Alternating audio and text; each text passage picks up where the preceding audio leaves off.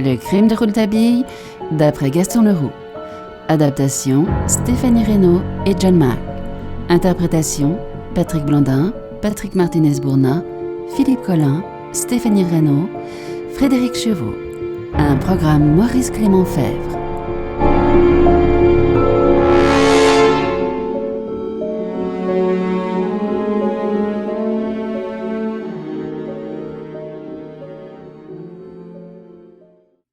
Il n'y eut qu'une feuille de chou de la localité et un journal anarchiste de Paris pour écrire ce que tout le monde savait sur le drame de la Villa Fleury et sur le rôle qu'y avait joué Henri II d'Albanie avant de se jeter du haut de la falaise. Ce jour-là, nous vîmes arriver le chef de la sûreté lui-même. Décidément, c'est une affaire d'État. Tant mieux. Ouais. Le scandale en sera mieux étouffé. Et personne ne saura la vérité jamais. Oh, personne. Personne... excepté tout le monde. Il ne répondit point, mais je vis bien qu'il avait sa mine singulière des grands jours de mystère, quand il était le seul à voir des choses que lui montrait le bon bout de sa raison. Chapitre 7.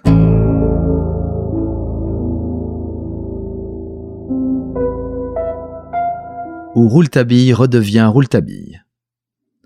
Le lendemain de ce jour funeste, nous eûmes la joie d'apprendre de la bouche de M. Boulanger que sa femme était sauvée et que la fièvre qu'il avait prise la veille au soir et l'avait tenue délirante toute la nuit était presque entièrement tombée.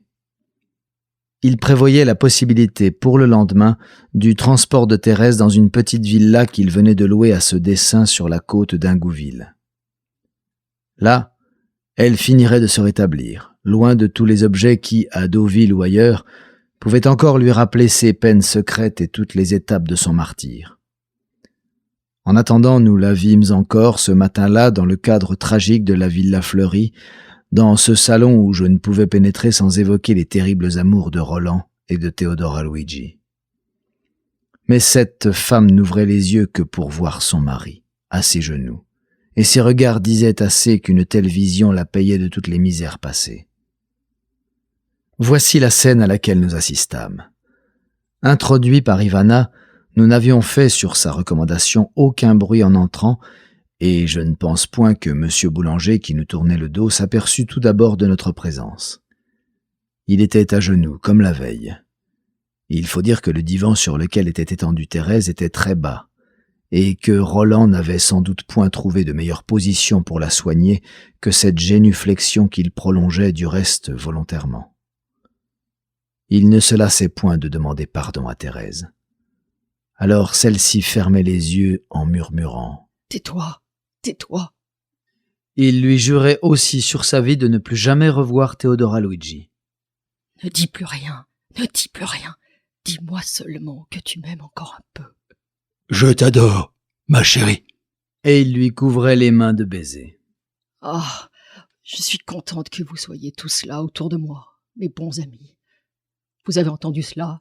Il m'aime encore un peu. Je vous disais bien qu'il n'avait jamais cessé de m'aimer. Dieu, que je suis heureuse. » Je sortis de cette séance bouleversé. Roland paraissait vraiment sincère dans ses remords. Et il l'était. Ivana nous rejoignit un instant et nous fit part de ses espérances. « C'est une nouvelle vie qui commence pour eux. Il fallait un coup de tonnerre pour amener Roland dans la normale. Désormais, ce sera un autre homme, tout à la science et à sa femme. Vous verrez, c'est dans sa nature de ne jamais faire les choses à moitié. » Comme nous quittions la Villa Fleury, nous nous trouvâmes en face d'une limousine de route d'où descendait une assez jolie femme aux traits fatigués et qui paraissait avoir voyagé toute la nuit. Roland arriva pour la recevoir, mais elle ne lui parla que pour lui demander des nouvelles de Thérèse et le presser de l'introduire auprès d'elle immédiatement. Nous apprîmes par Ivana que c'était Madame de Lens à qui Thérèse avait écrit qu'elle s'attendait à tout et même à quelque chose de pire. Madame de Lens, après avoir vu Thérèse, repartit presque immédiatement pour Paris. Il n'était pas plus de 8 heures quand nous redescendîmes au Havre. Rouletabille me quitta de bonne heure et me laissa déjeuner seul. Je profitai de ma solitude pour mettre mon courrier à jour, ce qui me prit jusqu'à 5 heures du soir. Je sortis alors pour aller faire un tour de jetée. Mais Je m'aperçus que le vent qui avait fraîchi depuis le matin commençait à souffler en tempête.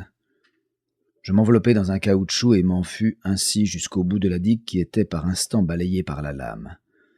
Mais depuis mon enfance qui s'était passée au bord de la mer, j'ai toujours eu du goût pour ces petits bains forcés et rien ne m'amuse tant qu'un bon paquet de mer sur le dos quand naturellement il n'y a pas de danger à cela et que je me trouve à côté d'un solide garde-fou. Le spectacle est toujours poignant. Des bateaux de pêche se hâtent de rentrer, des petites barques doublent la jetée sur le dos d'une lame, d'un audacieux coup de barre. L'une d'elles, depuis quelques minutes, m'occupait particulièrement. Elle semblait manœuvrer assez difficilement. Elle devait avoir perdu son foc, car je ne lui voyais point comme aux autres qui avaient abattu toutes leurs voiles en dehors de celle-là. Enfin, après de grandes difficultés, elle doubla à son tour la digue et je ne fus pas peu surpris de reconnaître à côté des 2 matelots qui la montaient et qui étaient enveloppés de suroît, mon ami Rouletabille, dans son costume du matin, pantalon blanc et veston bleu. Il était propre.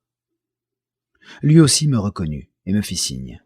Je courus pour arriver à quai en même temps que lui, mais il avait déjà débarqué quand j'arrivai. Il était en loques et trempé comme une soupe. Il avait perdu son feutre, naturellement, et montrait une chevelure de sauvage, mais sous sa tignasse, une figure où il y avait du nouveau. « Rentrons vite! Tu n'es pas fou de sortir en mer par un temps pareil !» Il faisait beau quand je suis sorti ce matin. Nous nous jetâmes dans une voiture, et à l'hôtel, je lui servis de valet de chambre, tant j'avais peur qu'il attrapât quelque méchant rhume. Heureusement que nous avions fait venir nos bagages. Quand je l'eus bien frictionné et qu'il se fut changé, je lui demandai « Me diras-tu enfin ce que tu allais faire en mer aujourd'hui ?» Quand j'aurai bu mon grog, et encore, ça n'est pas sûr. Et pourquoi ? Parce que j'attends quelqu'un, et que si ce quelqu'un-là arrive, tu me feras le plaisir de me laisser seul avec lui. Veux-tu que je m'en aille tout de suite ?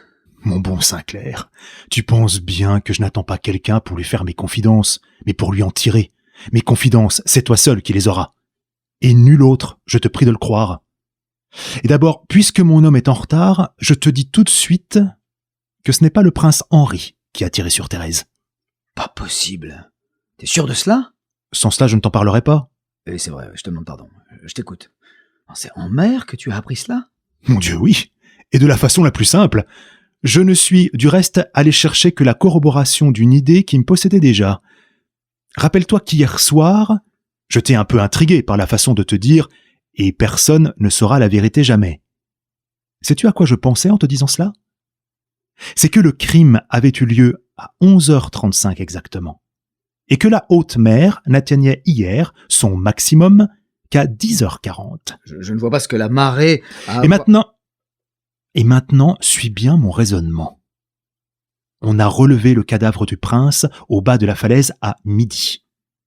Si c'est lui l'assassin, il faut donc qu'il se soit jeté du haut de la falaise entre 11h35, heure du crime, mettons 11h40, car il faut bien 5 minutes pour atteindre le bord de la falaise, et midi.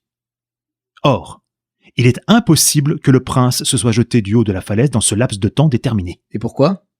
Parce que la marée, en ce moment, ne recouvre l'endroit où s'est jeté le prince que lorsqu'elle a atteint son maximum et qu'elle avait atteint ce maximum presque 1 heure avant le crime.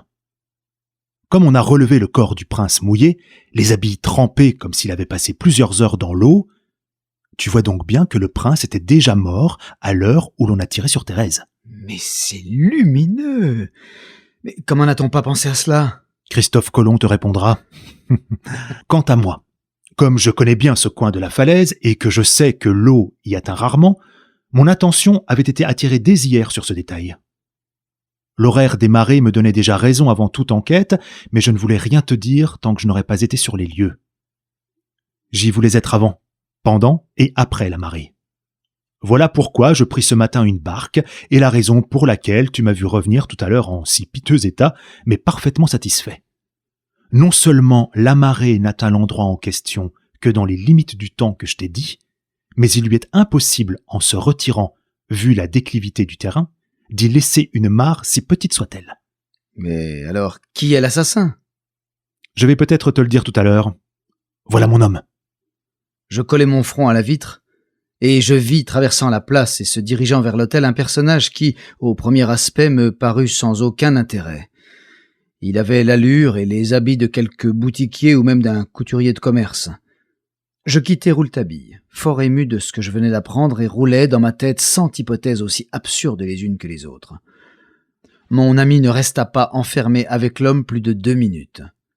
Quand son visiteur fut parti, Rouletabille vint me chercher. Il avait un visage dur et ses yeux flambaient. Quand nous fûmes dans sa chambre, il me dit tout de suite. « C'est bien ce que je pensais. Je viens de faire porter mon enquête sur le revolver. Cet homme est un armurier de la rue de Paris. Je n'ai pas voulu que l'on me vît entrer chez lui, car il est inutile que la police s'imagine que je veuille être plus curieux qu'elle. En raison de la personnalité du prince d'Albanie qui se trouve dans le drame, elle ne veut rien savoir et son enquête est déjà classée. C'est, du reste, ce qui sauve l'assassin. J'ai donc fait venir l'armurier chez moi. Voilà ce que j'ai dit à cet homme. Quand vous vendez un revolver, quelle que soit la marque, avez-vous un moyen de le reconnaître une fois qu'il est sorti de chez vous ? Oui, j'ai fait moi-même sous la crosse, près de la gâchette, une légère marque en croix au poinçon. C'est tout ce que j'avais à vous demander. J'ai voulu lui payer son dérangement, mais il n'a rien voulu accepter et il est parti non sans m'avoir demandé cependant « Vous n'êtes pas monsieur Rouletabille, l'ami de monsieur Roland Boulanger ?» Je lui répondis affirmativement, il m'a regardé une seconde et a pris la porte. « Et alors ?» « Et alors, il faut que tu saches qu'hier, j'ai vu le revolver ramassé par Michel, l'agent en bourgeois. C'est Tamar, l'inspecteur de la sûreté, qui voulut bien me le montrer, car nous sommes de vieux copains. Eh bien, j'avais remarqué le coup de poinçon en croix. Ce revolver a été acheté dans la boutique de la rue de Paris. » « Par qui ?»« Par Roland Boulanger. » Ah, j'en étais resté la bouche ouverte. « Tu as le souffle coupé ?»« Dame, est-ce que tu crois... » ?»« Je ne crois jamais. Je cherche. Je vois. Je constate. Et quand je n'ai plus rien à constater, je conclus. Ce revolver a été acheté il y a 8 jours dans la rue de Paris par Roland Boulanger qui ne sortait plus sans cette arme. »« Qui est-ce qui te l'a dit ?»« Lui. »« Et qui est-ce qui t'a dit qu'il avait acheté ce revolver rue de Paris ?»« Toujours lui. Dame. Quelle que soit la conclusion, je ne pense pas à la préméditation. Et la preuve en est qu'il ne s'est caché de personne pour se procurer une arme dont il estimait pouvoir avoir besoin dans les circonstances créées par ses intrigues avec Theodora Luigi. On lui disait tous les jours que sa vie était menacée par le prince. Et il a tiré sur sa femme, c'est horrible. Tu vas vite. En tout cas, il y a des circonstances atténuantes. Jamais, enfin tu me révoltes. Ils avaient déjà 2 heures d'opium dans le coco quand Thérèse leur est apparue. As-tu senti l'odeur de la drogue en arrivant ? On avait cependant aéré. Oui, il devait être dans un bel état. La dernière grande séance avant la séparation, pense donc. Je saisis les poignets de Rouletabille tellement j'étais indigné. Tu appelles ça des circonstances atténuantes ? Je te prie de croire que si j'étais son juge... Il ne s'agit pas de ça. Il s'agit d'expliquer les faits. Eh bien, je ne crois pas que Roland Boulanger, s'il a tiré, ait tiré sur sa femme de sang-froid, voilà tout. Tu ne veux pas que ces circonstances soient atténuantes. Ça m'est égal, mais cesse de me malaxer les poignets. Thérèse devait être un peu folle, elle aussi. Tu comprends qu'on ne s'impose pas le régime de regarder, pendant des jours, une porte derrière laquelle votre mari écoute les contes orientaux de mademoiselle Theodora Luigi, sans que tout à coup n'éclate l'impérieux désir de tomber au milieu de la conversation. Il tira quelques bouffées de sa pipe et continua.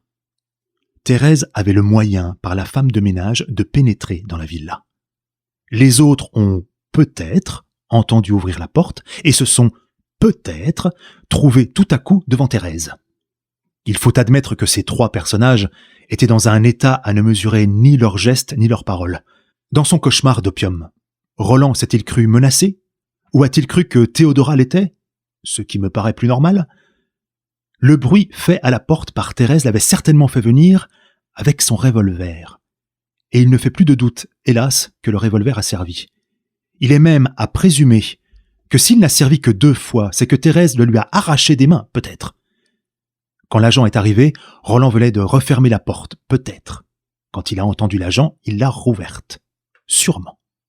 Voilà bien des peut-être pour un seul sûrement. Après tout, c'est peut-être Theodora Luigi qui a tiré.